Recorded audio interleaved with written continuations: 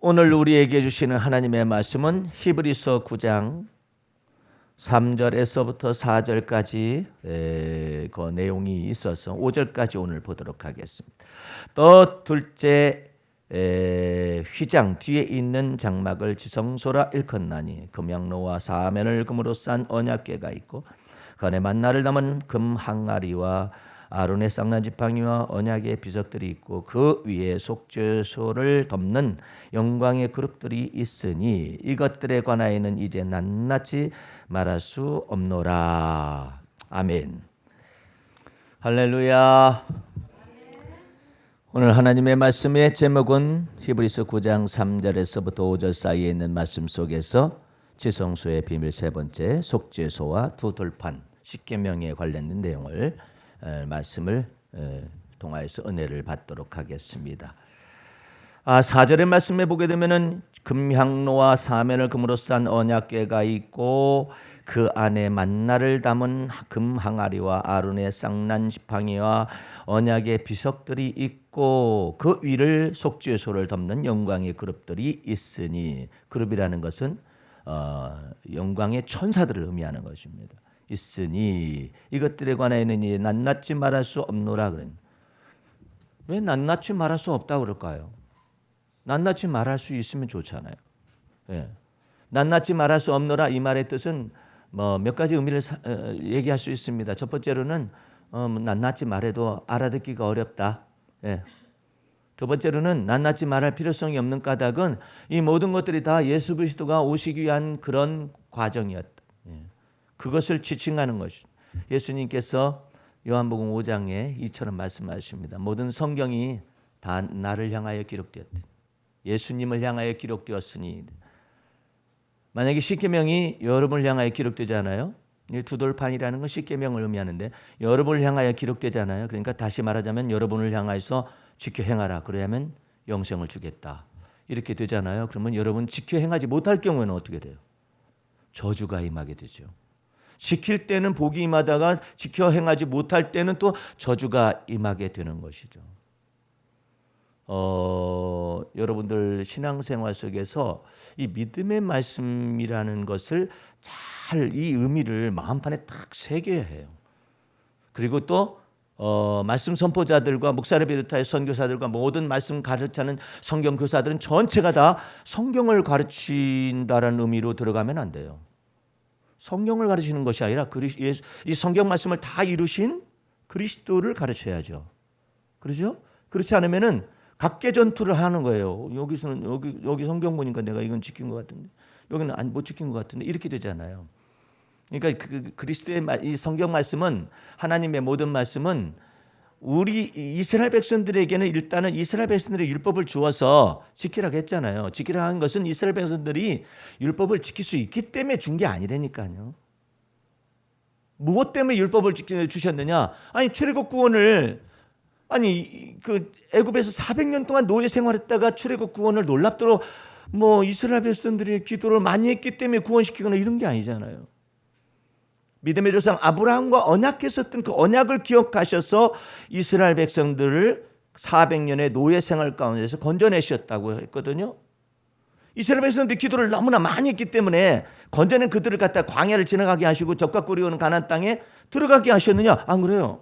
이스라엘 백성들이 정직해서 그런 게 아니에요. 이스라엘 백성들이 의로워서 그런 게 아니에요. 그럼 뭐 때문에 그렇게 했느냐? 아브라함과 하나님이 믿음의 언약을 맺었잖아요. 그럼 이스라엘 백성들은 어떻게 했는데 출애굽 당시에도 믿지 않잖아요.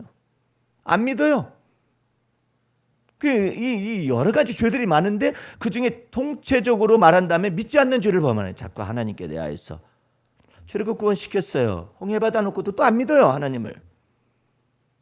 그러니까 하나님을 보이지 않는 하나님은 믿지는 않고 누구만 보이느냐면은 모세와 아론만 보이는 거예요. 그러니까 모세와 아론을 향해서 뭐라고 얘기하느냐면은 너희가 어찌하여서 우리를 애굽에서 데리고 나와 가지고 이 홍해바다 앞에 거기서 죽게 하려고 데려 나오냐 이렇게 말을 하는 거예요.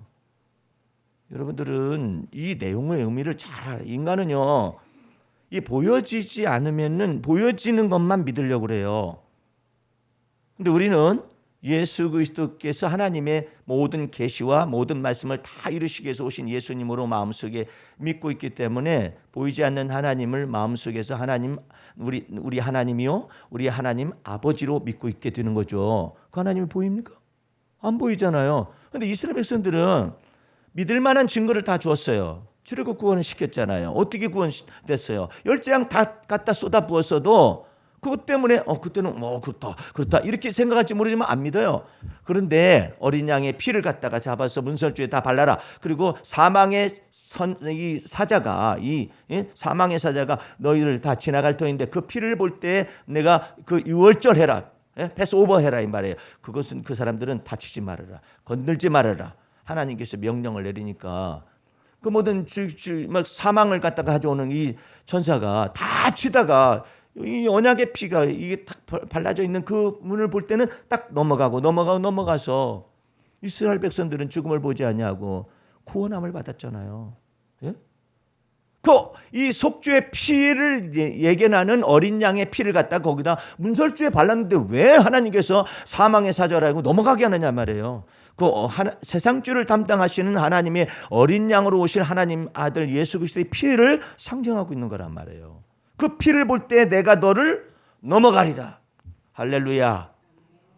여러분의 사망의 사자가 임하거나 아니면은 죽음의 공포들이 나타나거나 귀신이 역사할 수도 있는 그런 여지가 있을 수도 있죠. 그런데 여러분들이 어떻게 하면 되느냐면 그것을 그 피를 볼 때의 그 피야. 더 블러드예요. 그냥 아무 피네. 아무 피가 아니에요. 그 피예요. 왜 더자를 붙였느냐 말이에요. 이것은 부정관사가 아니라 정관사예요. 이게 더자를 반드시 붙인단 말이에요. 그 더자도 T자를 큰 글자로 대문자로 쓴단 말이에요. 그 피는 뭐냐? 아무 짐승의 피나 이런 피가 아니라 예수 그리스도의 그 십자가의 피 흘리시는 그 피를 의미하는 거예요. 예. 그 피를 볼 때 하나님은 내가 너 넘어간다. 그 피를 볼 때 내가 너의 죄에 관해서 넘어간다. 그 피를 볼 때 내가 너의 불의에 관해서 넘어간다. 그 피를 볼 때 내가 너가 의롭지 못한 것에 대해서 넘어간다. 예. 그래서 그 피로 말미암아서 우리가 죄사함의 은총을 받았고 의롭다 칭하심의 은혜를 받았잖아요. 예. 그러니까 그와 같은 놀라운 은혜 속에서 날마다 우리가 해야 할 일이 뭐냐면은 하나님의 은혜를 막 찬송하는 거예요. 그 은혜가 뭔데? 그 피의 권세와 능력이죠. 그래서 속죄소가 있는 것입니다. 여러분과 내가 또 한 가지 까먹지 말아야 할 것이 있어요. 이 속죄소에 관련된 내용을 얘기할 때 십계명 돌판이 있단 말이에요. 그런데 그 위에 속죄소가 딱 덮여 있어요. 왜 십계명 돌판이 밑에 있는데 속죄소로 덮었느냐? 십계명 지켜가지고 의로워질 육체가 없어요. 율법과 계명을 지켜서 의로워질 육체가 없다니까요. 어떤 사람은 그래요. 그것도 교수와 신학의 교수와 또한 목사들 가운데 그런 사람이 있어요. 저기 예수님 당시에 율법자가 나타나가지고 선한 선생님이요. 어떻게 하면 제가 행하여야 영생을 얻습니까? 그러니까 예수님께서 기가 막힌 것이죠. 너희가 조상 때로부터 지금까지도 하나님을 거역하고 하나님을 믿지 아니하고 율법과 계명을 다 범해가지고 바벨론 70년 포로로 끌려갔었던 걸 생각지도 않고 뭐라고 감히 내가 무엇을 행하여 영생을 얻습니까? 이렇게 말하니까 예수님께서 네가 무엇을 행하여서 하나님 앞에 영생을 얻을 수 있는 그 육체가 있겠느냐 이 말이죠. 율법 지켜라.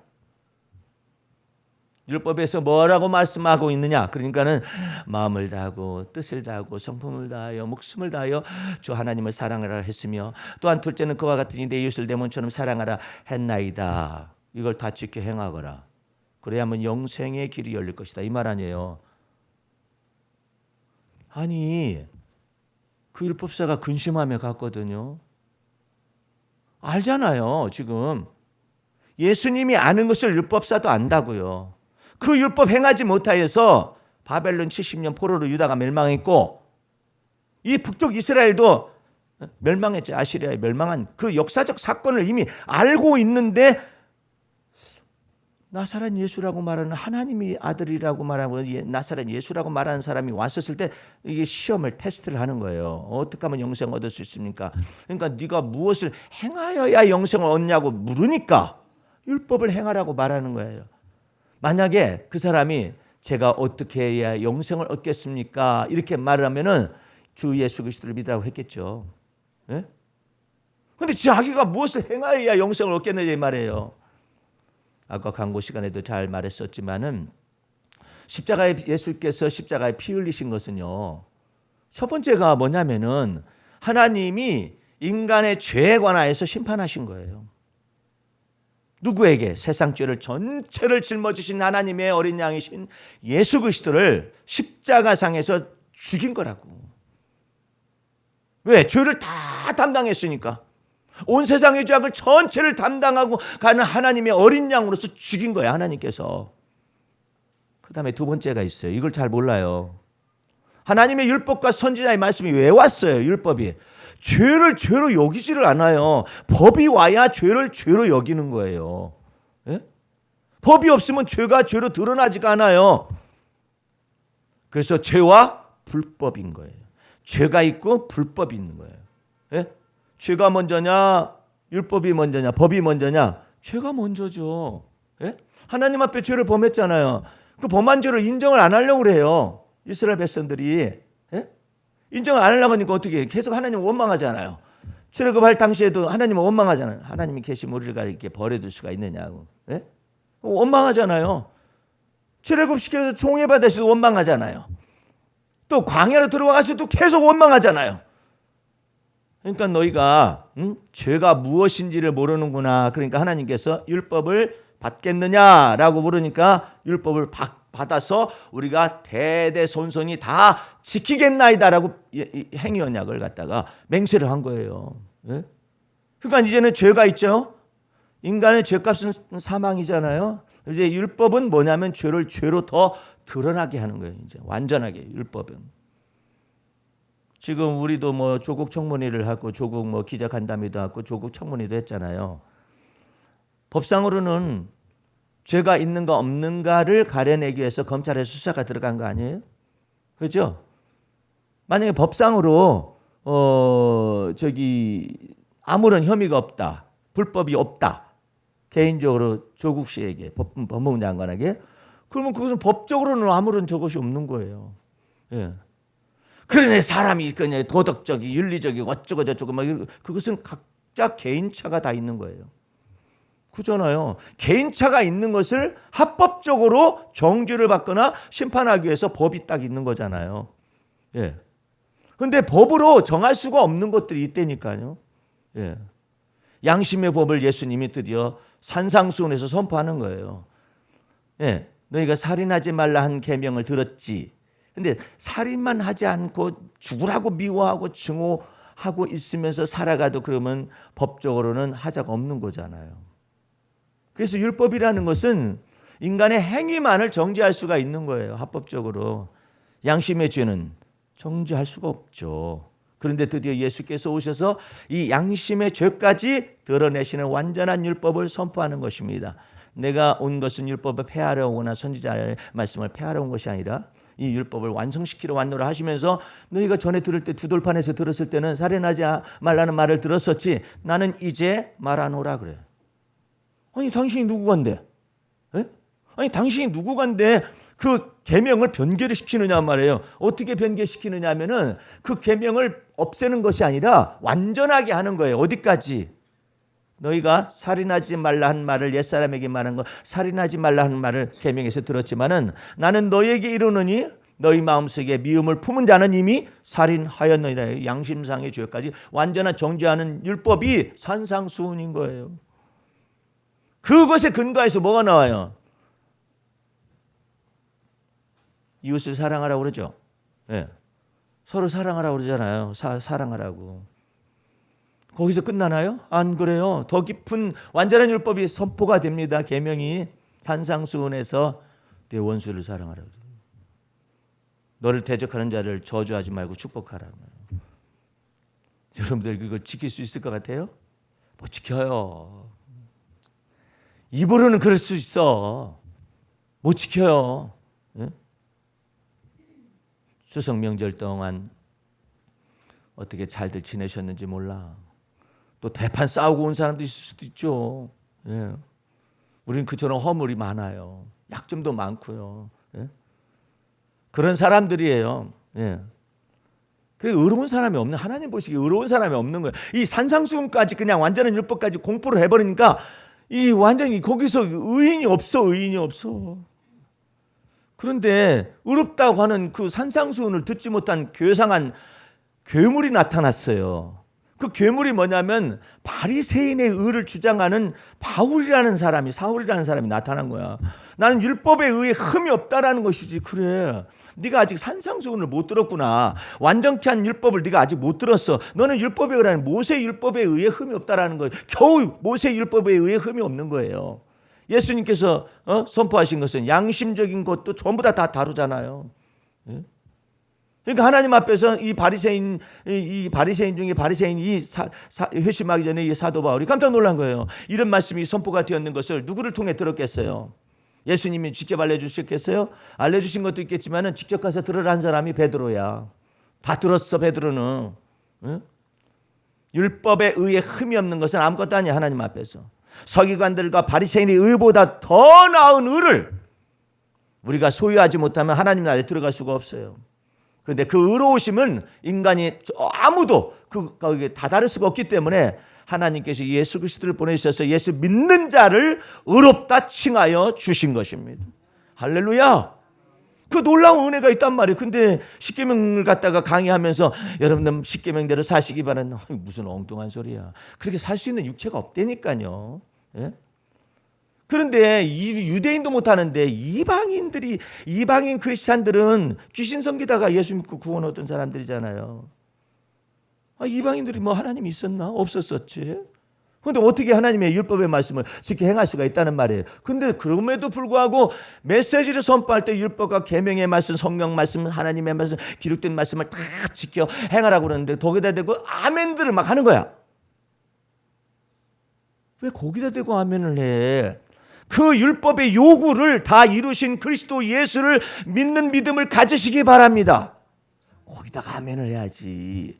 예? 그 믿음으로 의롭다 칭하여 주셨으니까, 그 믿음으로 말미암아 죄사함의 은총을 주셨으니까.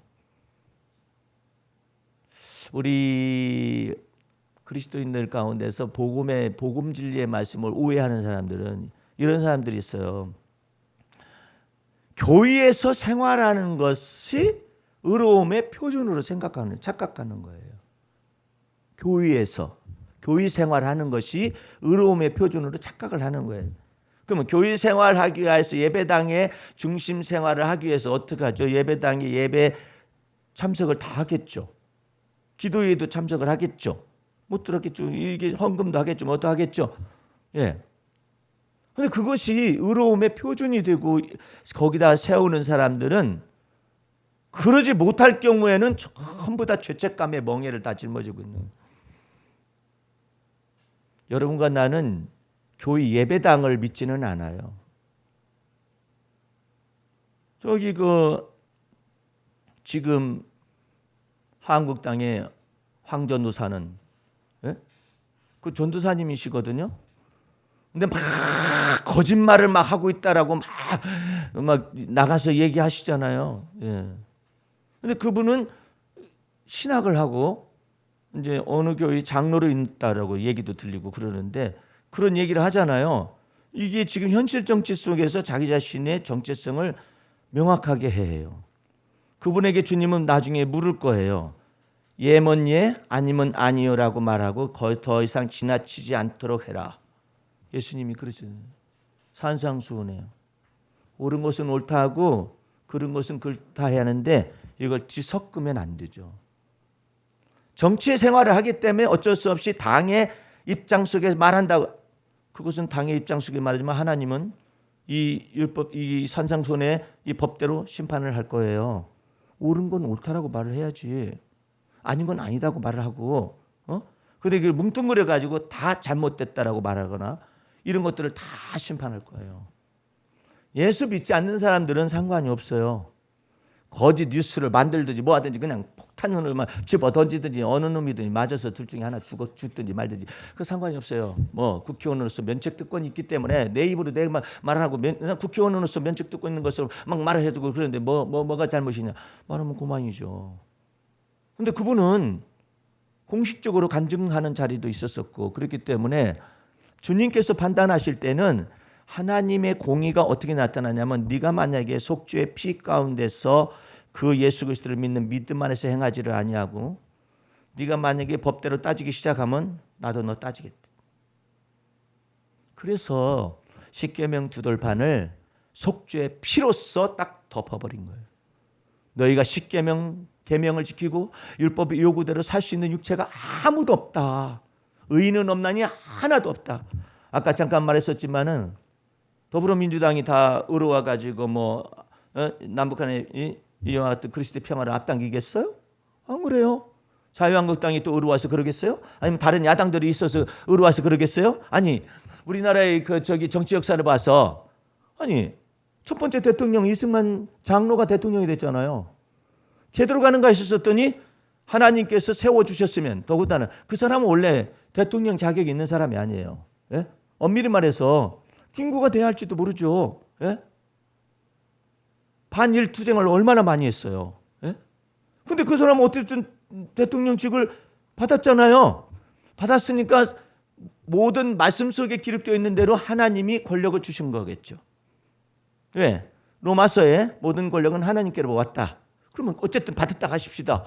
받았는데 3.15 부정선거 나타났어요. 국정농단이잖아요. 예? 그러니까 하나님이 주신 권력을 자기 멋대로 사용한 거 아니에요. 그죠? 그러다가 이제는 군사 쿠데타가 나타났어요. 예. 그래가지고 박정희가 이제 됐어요. 됐음에도 불구하고 하나님이 그래 한번 해봐라 권력을 주셨다. 우리가 모든 권력은 하나님께 온다라고 가정하십시다. 그렇게 했어요. 잘하더라고. 비가 안 오면은 비가 안 오는 그 땅이 갈라진 논밭에 가가지고 울어. 하늘님이시여 비를 내려달라고. 네?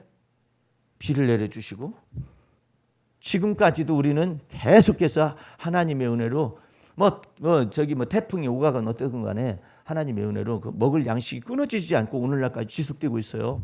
예. 어쨌든 잘했잖아요. 잘 가더니 또 사람이기 때문에 또 이제 유신 정권을 갖다가 도모해가지고 말이야. 장기 집권을 하려고 그러다가 이제 하나님께서 이제 사인을 주잖아요. 유경수 여사부터 먼저 총에 맞아 죽었어요. 그러면 알아들어야 하잖아요. 근데 계속해서 집권을 하려고 이 욕심을 부리는 거죠. 왜 그러겠어요? 이 나라에서 정치에서 이와 같이 근대화의 작업을 마무리할 수 있는 사람은 나밖에 없다라고 생각을 한 거죠. 근데 그도 역시 총에 맞아 죽었습니다. 알아들어야 하잖아요. 알아듣기까지 여러분들 유경수 여사 죽었을 때는요 얼마나 민중들이 깨어나지를 못했으면은 다 같이 그 상복을 입고 나와서 울었다니까요. 그 사진이 있어요. 필름이. 상복을 입고 나와가 여기다가 동여 메고 울었다니까. 예. 왜 죽었는지 왜 죽어야만 하는지 박정희가 죽었을 때도 그랬었어요. 예. 그런 내용들이 아직 깨어나지를 못한 거예요. 그래서 전두환이 이제 들어왔잖아요. 5.18 광주 항쟁 사건이 나타났어요. 예. 이와 같은 것이 왜 저런 일이 나타날까? 그런 걸 잘 모르는 거죠. 예. 그러면 그럼에도 불구하고 권력을 한번 너한테 줘봤다. 7년 단임제를 했잖아요. 그래가지고 다 하는 그런 과정 속에서 자기가 한 것에 관해서 무엇이 잘못됐습니다. 이렇게 말할 수 있으면 좋은데 그것이 아무것도 없어요. 예. 이제 6.29 선언해가지고 노태우한테 넘어가죠. 민간 정권은 넘어가잖아요. 다 권력을 다 줬어요. 권력을 다 줬는데 그들이 잘했기 때문에 이 나라가 지금에까지 올 수 있었느냐? 아무것도 없어요. 의인은 없나니 하나도 없어요. 민주화 운동을 하던 사람들에게 이제 자꾸 넘어가잖아요. YS가 이제는 또 통합을 통해서 또 넘어가고, 그다음에 노무현, 그다음에 또 넘어가고 난 다음에 이제 예를 들어서 김대중 넘어가고 그다음에 이명박 되고 난 다음에 거기서 권력을 줬잖아요. 하나님 모든 권력을 하나님께서 주신 것이니까 허락을 했을 거 아니에요. 청계천 복원 사업을 통해서 딱 드러나요. 서울시장에서부터 대통령이 딱 됐으면 잘해야 할 게 아니에요. 이건 남북 간의 관계에 관해서 문을 닫아버려. 그러니까 하나님의 마음은 뭔데요? 지금 이 남한 대한민국만 생각하는 것이 아니라 하나님의 마음은 그 북한에서도 그냥 하나님께 대해서 눈물로써 하나님 앞에 기도하고 그냥 압제를 당하고 있는 모든 사람들의 이 소리를 다 듣고 계실 거 아니에요. 어쨌든 다 같은. 그러다가 박근혜한테 줬어요. 권력을 줬어요. 지금 모든 권력은 하나님께서 다 주신 거예요. 다 줬어요. 줬는데 이 줘놨었더니 통일대박하길래 하나님의 마음에 쏙 들었죠. 예? 대통령 취임사할 때 통일대박입니다. 국민 여러분 했어. 하나님의 마음에 얼마나 쏙 드는 얘기했었어요. 5년 동안 다 들었. 국정농단 사건이 나타나요. 그러다 문재인 정권 들어섰어요. 역시 모든 권력은 하나님께로부터 온다고 해서 권력을 이어받았어요. 이어받아가지고 적폐청산이라는 것이 무엇인가에 대해서 하나님의 마음에 듣는 나름대로의 그 정의를 구현하기 위해서 했잖아요. 그러나 그도 역시 아니면 그 정권도 역시 다 드러내고자 하기 시작하면은 청와대에서 권력 부패 현상이라든지 일부의 이런 것들이 막 나타나기 시작하잖아요. 왜 그럴까? 에? 왜 이런 현상이 나타날까? 하나님 보시기에 의인은 없나니 하나도 없어. 한반도 속에 그리스도의 평화와 이 비핵화를 통한 그리스도의 평화가 임하게 하고 이 한반도 속에 전무후무한 경제 번영이 나타나서 그 목적이 뭐냔 말이에요. 그걸 명확하게 알기 위해서 남한에서 경제력을 가지고 될 수 있느냐? 안 돼요. 남한에서 정치력을 가지고 될 수 있느냐? 안 돼요. 트럼프의 자기 마음대로 될 수 있느냐? 안 돼요. 예. 북한의 김정은이 마음대로 될 수 있느냐? 그것도 안 돼요. 하나님의 공의가 없어요. 일본에서도 도움다고 해서 중국에서 러시아에서 아무리 열방에서 이 모든 것을 주물럭거려도 이 한반도의 문제는 오직 그리스도에게만 속한 것입니다. 그걸 나타내시기 위해서 다 드러내시고 계신 거예요. 예. 만약에 경제력이 막강하고 있었으면은 남한에서 이와 같이 했기 때문에 이 한반도 속에서 경제와 같은 번영이 나타났다. 이렇게 생각할 수도 있잖아요. 다 코가 쏙 빠졌어요. 예. 뭐만 어느 분만 높아지시면 오직 하나님만이 이 문제를 해결하실 수가 있는. 그리스도만이 이 한반도 속에 주인이 되셔서 주님께서 해결하시는 거예요. 그게 하나님의 공의예요. 예. 그래서 주님께서 좌로나 우로나 치우치지 않게 하기 위해서 사람들마다 전부 생각 속에서 지금 여러 가지 분란과 다툼과 이 모든 소지들이 많이 있잖아요. 이 모든 걸 하나님은 말씀하시 의인은 없나니 하나도 없다. 오직 하나님만이 만왕의 왕이시고 만주의 주가 되셔서 역사를 주관하시는 세계를 경영하시는 하나님이십니다. 그래도 여러분들이 이 모든 것을 가지고 개인적으로 나는 주관이 이렇습니다. 나는 여권 성향을 가졌습니다. 난 진보적 성향을 나는 보수적 성향을 이거 가지고 다투면 안 돼요. 그것을 말하는 순간 여러분들은 평행 논리에 막 사로잡혀. 이게 너 그러냐? 그러면 나도 그런다. 예? 그냥 인간 속에서는 공평이 없어요. 인간 속에서는 공의가 없어요. 인간 속에서는 정의가 없어요. 어디가 정의인데? 예? 뒤져봐요. 다 안 걸릴 사람이 없어요. 근데 문 대통령이 너무나도 이 대통령으로 딱 정권을 갖다가 거머쥘 때 너무나도 막 도덕적인 7가지 장관이라든지 그런 사람들을 갖다가 7가지 자격 조건을 갖다가 해놨거든요. 뒤져보니까 없네. 사람이 없어요. 예? 너무나 높은 도덕률을 갖다가 다 해놨는데 차라리 정책 청문회를 하겠다 한다든지 그랬으면 됐는데 이거 도덕적으로 검증하려니까는 해당되는 사람이 없어요. 그리고 안 하려고 그래.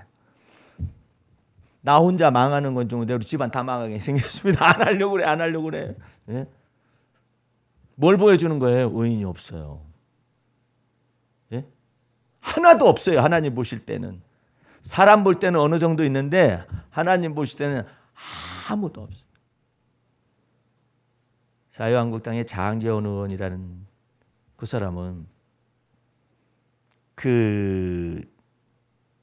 이게 지금 이 법률을 갖다가 제안을 할 때 음주운전에 관해서 뭐라고 말하냐면 음주운전은 반드시 근절되어야 하는 것이고 음주운전은 살인 행위입니다라고 딱 해서 막 윤창호법을 갖다가 딱 해서 어쨌든 통과를 시키는데 결정적인 역할을 한 그런 것이 나타나 있어요.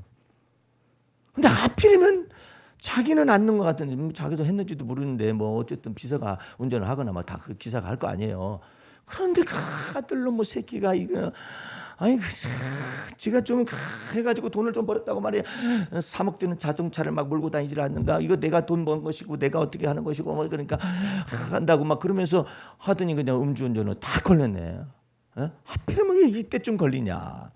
걸려가지고 그냥 그것을 너무 단순한 음주운전이라면 그냥 면허 취소 그렇게 하면 되는데 그게 아니라 다른 사람과 운전자를 교체를 했다라는 것이 막 혐의가 잡히고 그러잖아요. 의인은 없나니 하나도 없어. 하나님 보실 때. 예. 그래가지고 막 다 썩었다는 것이죠.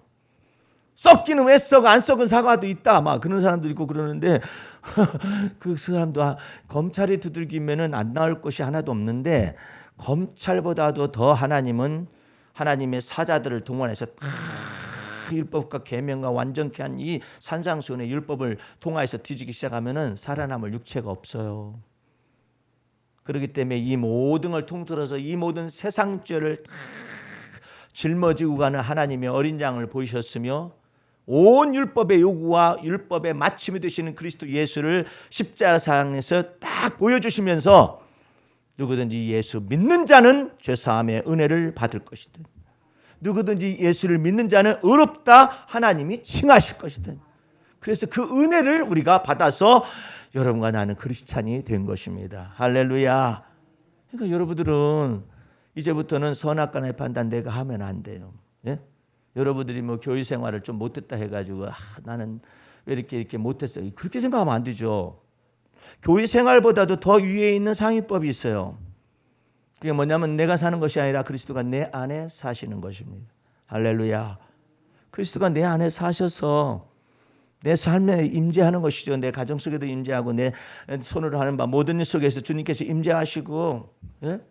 그러는 것이죠. 여러분들이 주님 저는 한 주간 동안에 명절 동안에 찬송가 늘 불러야 하는데 누가 그런 말 했대? 자기가 만들었어요. 자기가 찬송가를 늘 불러야 한다고.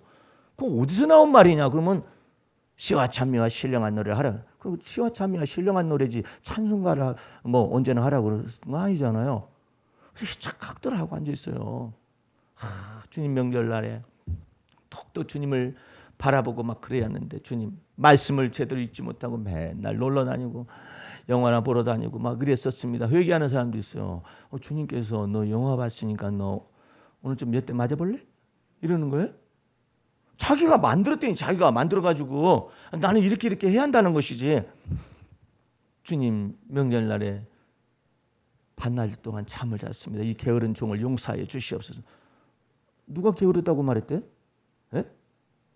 주님께서는 내가 네게 휴식을 주고 안식을 주는구나 이렇게 생각하시는 것인지 자기가 말아 자기가 정해놓고 자기를 죄책감으로 몰아넣어요. 자기가 만든 거예요. 자기가 예? 자기가 만들어 가지고 자기를 못 살게 굴어요. 못 살게 굴어. 그러면서도 신앙생활을 그런 사람들 교회 대표기도 세워놓잖아요. 뭐라고 기도하냐면 주님 한 주간 동안 주님의 마음에 들었다 안 들었다. 그리고 또 말씀을 지켰다 안 지켰다. 그 다음에 또 성경 말씀을 읽었다 안 읽었다. 주님 기도했다 안 했다. 늘 기도해야 하는데 쉬지 말고 기도해야 하는데 그 엉뚱한 기도를 하고 앉아 있어요. 예? 아니 여러분들 쉬지 말고 기도 안 한다는 말이 밤새워서 기도한다는 뜻이에요? 예? 나 참 이상하게 해석을 하는 거예요. 그러면 한 9시간 정도 무릎을 꿇고 기도해야 어떻게 좀 속이 차겠어요? 예? 그런 뜻이 아니에요. 예? 우리의 믿음의 주여 우리를 온전케 하시는 예수를 혼자나 믿음으로 바라볼 수 있느냐 이 말이야. 어느 때도 힘들 때도 형통할 때도 좋은 날이나 어려운 날에도 그때마다 너의 믿음의 주여 너를 온전케 하시는 예수를 언제나 바라보고 내가 지금 어려운 때에도 하나님의 은혜를 바라보고 하나님을 찬송하고 말해요. 예? 그렇게 살면 되는 것을 갖다가 그냥 내가 무엇을 해야 하는데 못했다는 거야. 뭘 트집 잡아서 여러분들을 괴롭히고 싶으세요? 그러시면 안 돼요. 예? 여러분들 그렇게 생활하기 시작하면은 교회의 생활이 마치 의로움의 표준인 것으로 착각을 해요. 여러분들이 예수를 믿는 믿음이 의의 표준이에요. 할렐루야. 그 믿음으로 살아가란 말이에요. 왜 이렇게 그냥 이게 짊어진 게 많아요. 여기다도 짊어지고 주여 수고하고 무거운 짐을 지고 또 왔나이다. 네가 짊어진 거 네가 풀어라. 그래서 예수님이 말씀에 이런 말씀이 있는 거예요. 너희가 땅에서 너희가 풀면 그래요. 하늘에서 풀릴 것이요. 뭐 때문에 그런 말씀하실까요? 너희가 땅에서 맺히면 하늘에서 맺히리라. 그거 이상하잖아요. 너희가라고 그러잖아요. 너희가 땅에서 맺히면 하늘에서 맺힐 것이요 그러잖아요. 너희가 지금 그리스도 예수 안에서 예수를 믿는 믿음을 주셨고 이 소중한 믿음을 주셨는데 우리가 스스로 막 묶어 만들었어요. 성경 이번 해에는 하반기 상반기 때는 못했으니까 하반기 때는 적어도 내가 다시 한번 새롭게 결심하오. 주여 하루에 3장 읽겠습니다. 5장 하는 건 좀 어렵고 3장 하겠습니다. 뭐더러 그래? 응? 왜 그래요? 응? 그렇게 해가지고 3장 오늘 읽었는데 이렇게 날은 빨리 지나간대. 왜 3장은 또 빨리빨리 나타나고 3장 아유 쌓이다 보니까 이제는 3장 3일만 지나면은 9장. 그래가지고 막 읽으려니까 왜 이렇게 성경 말씀을 길게 써놨대. 여러분들 성경 말씀 가운데 가장 긴 장이 150 몇 절까지 있는 것이 있어요. 거기 걸려봐. 언제 읽어? 주님께서 말씀하시는 거예요. 왜 너희가 만드냐? 너희가 스스로 만들어가지고 왜 올무를 자기에게 채우느냐 이 말이에요. 그러니까 주님께서 그래 너희가 풀면 하늘에서 풀어주마. 그러면 무엇을 할까요? 범사에 감사하라고. 항상 기뻐하거라. 얼마나 놀라운 거예요. 하나님 그리스도 예수 안에서 너희를 향하신 하나님의 뜻이니라. 그러니까 항상 범사에 감사하면 얼마나 좋아. 근데 뭘 정해놓고 막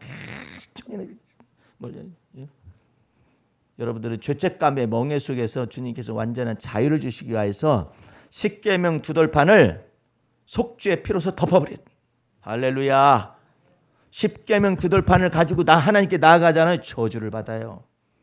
그러니까 그것을 뭐 어떻게 했어요? 그 율법의 요구와 율법의 모든 마침이 되신 그리스도의 피가 속죄소 속에 딱 위에 있는 거야. 십계명을 가지고 율법을 가지고 율법의 행위를 가지고 하나님께 나아갈 것이 아니라 이제부터는 여러분과 나는 예수 그리스도를 믿는 믿음으로써 하나님께 나아가면 하나님이 기뻐하신단 말이에요. 그러니까 기뻐하지 못할 이유가 없어요. 이제부터는 여러분은 주 안에서 날마다 기뻐하시기 바랍니다. 이제 그런 의미에서 요거 기도시 한번 읽고 말씀을 맺어 보십시다.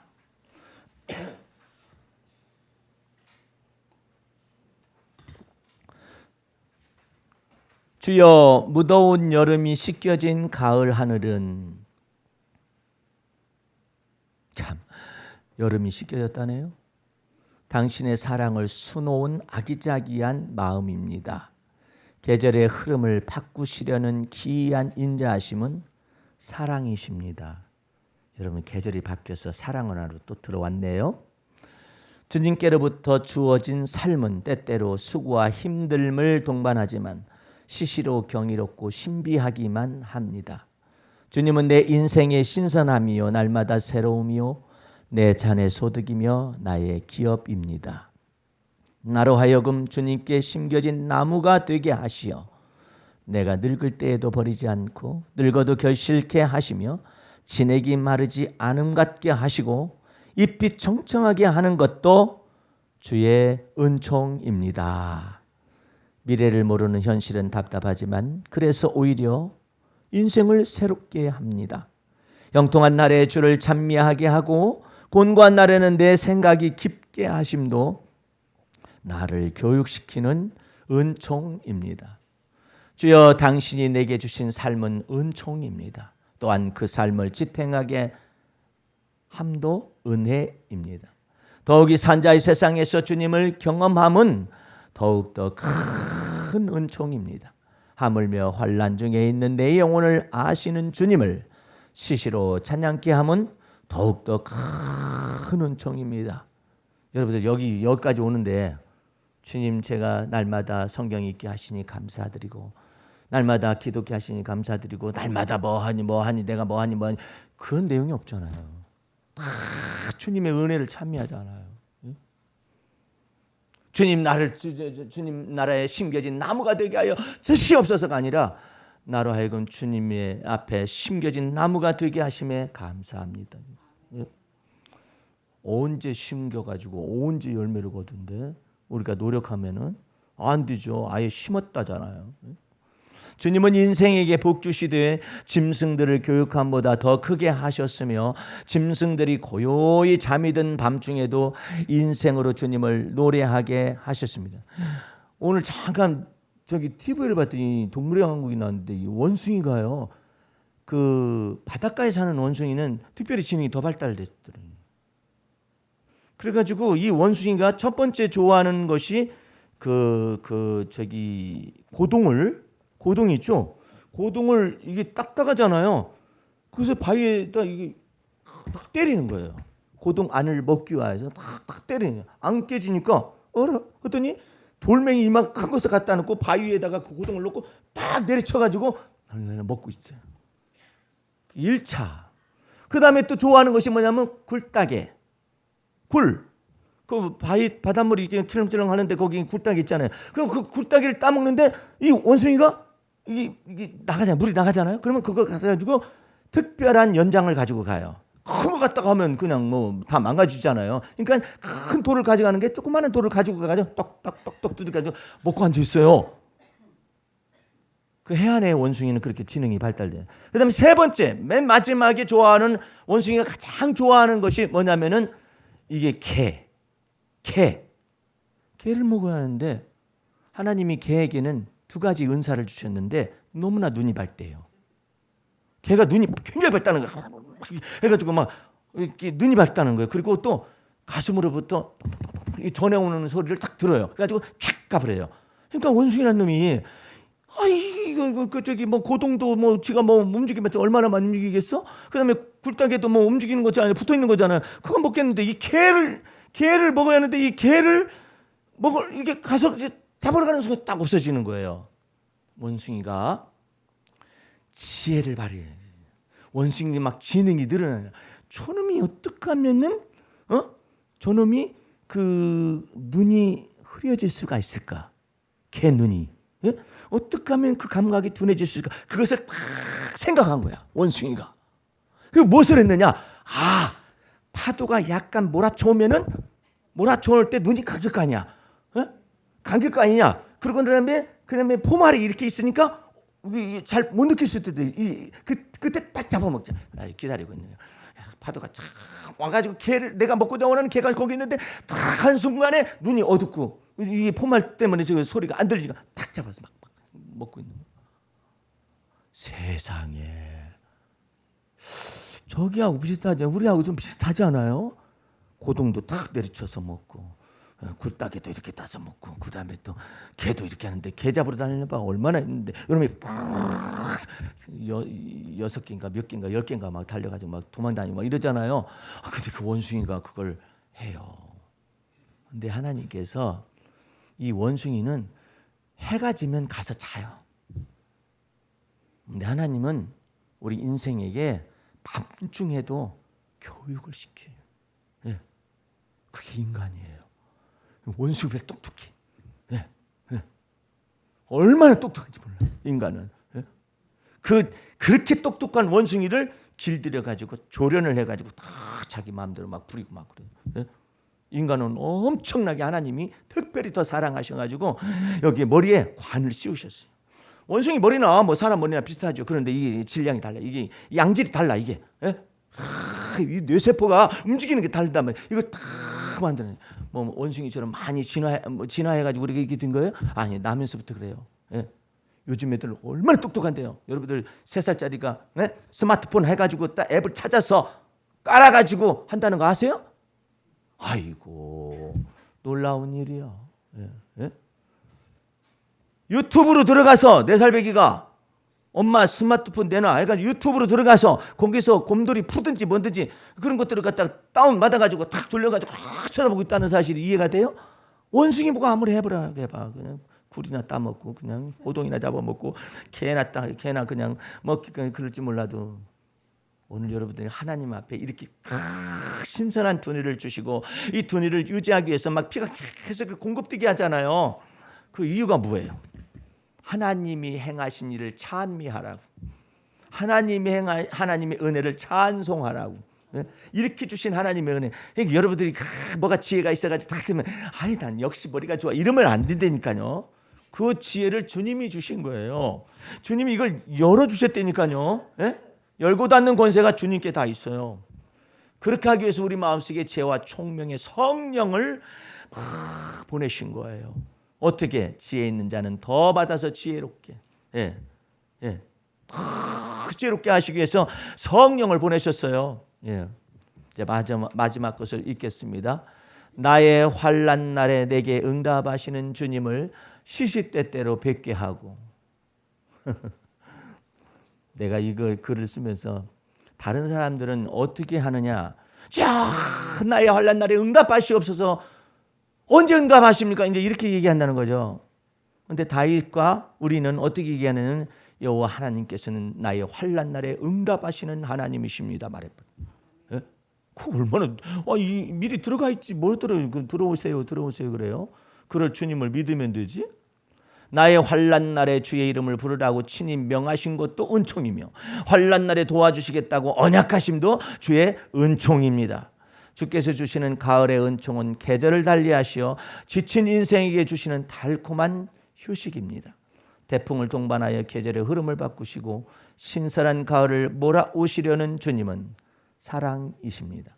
여호와께서 홍수 때 좌정하셨으며 여호와께서 영영토록 왕으로 좌정하시도다.